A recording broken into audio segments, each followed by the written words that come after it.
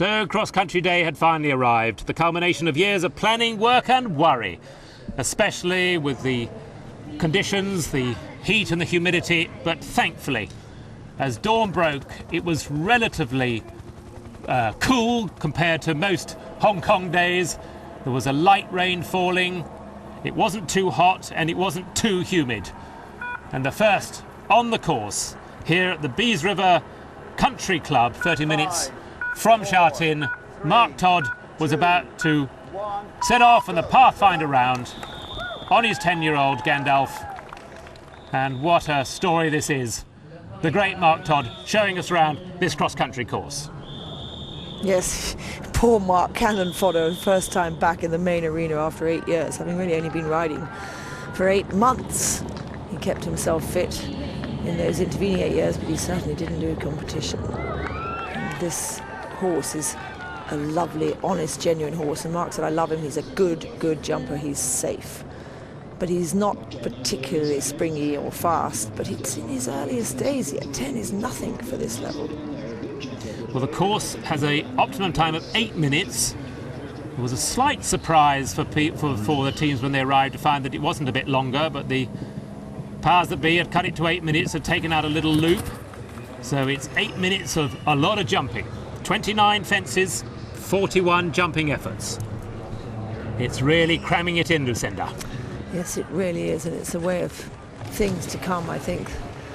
It's spectatorially better to have all the fences close together, but it's a lot to ask of the mind of a horse and the body of a horse, and in particular this course where they're turning all the time. There's no real straight line galloping. Great aerial shot there as Mark gallops away up this hill. And Mark has got to choose the rhythm that he... Oh, big ass from Gandalf. He's got to choose the rhythm he puts his horse in. He's no possibility of learning from anybody else because he's the first out there. And I'm quite sure he's having to ignore, although he started his watch, he's having to ignore the time and just ride by feel. Coming to fence 8, the Yuha Thai Rockery. Pops over that. So far so good. That first water seemed to ride very well. So that'll be a relief to the other riders. Now coming to the U-guard. A real accuracy test here. They've got to turn, catch very little sight of the fence at the bottom, which is a real key fence. Now they see it. It's so easy to run by that. But no problem for the master. 4 strides down the hill to a little skinny, 3 options there. And we're already seeing that they're turning left, they're turning right. And that is tiring, isn't it, Lucinda? Yes, it certainly is. And it takes a master like Mark Todd to keep a horse balanced throughout all these changes of direction and changes of gradient. They're up and they're down, they're up and they're down. They're not big, long, steep hills, but it's always taxing and asking. And I think it's a good thing that it's back to 8 minutes, even though I'm an advocate of 12-minute cross-country courses, maybe not in Hong Kong. Yes, well, they had to be careful. I mean, they've been very lucky with the weather. Thank goodness it's not too hot. There's cloud covers, a bit of drizzle. You know, it could not be kinder for them. Love the way this man rides. He just sits quiet in front of one fence, asks for a little bit more effort in front of another. He just rides by the seat of his pants. It's as if he hasn't been away. He looks as good as ever. You can't beat class. Now this is again a steep incline to a difficult line to a corner. He makes it look so easy. I think we'll see some much rougher lines than that. And Gandalf answering all the master's calls, but going beautifully so far. Ears pricked, very accurate. He's a careful jumper, isn't he?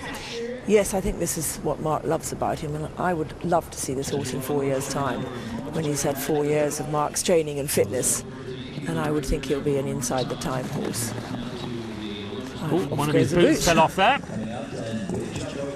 Love the way he jumped there. He just reached out. He's very careful. And he's still got his ears pricked. It's a good sign. And he's nearly 6 minutes. He's nearly 3/4 of the way round. And he's twisting right and twisting left.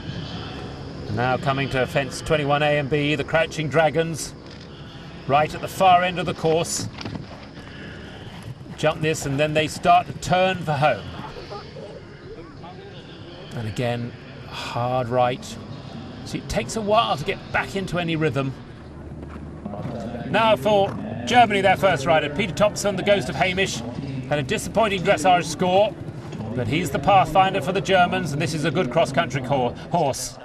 But before we see more of him, let's see Mark through to the finish. He's got 3 to go. Galloping hard now for fence 26, that's Cottage of Dufour, and then on to the Pagodas. And the Pagodas definitely a talking fence with the cross-country course walk. They're all talking about the second last fence, last 2, 27 and 28. So he pops that. Now the direct route here, I don't think he's going direct, Lucinda. No, he's not. And that perhaps wise with a young horse.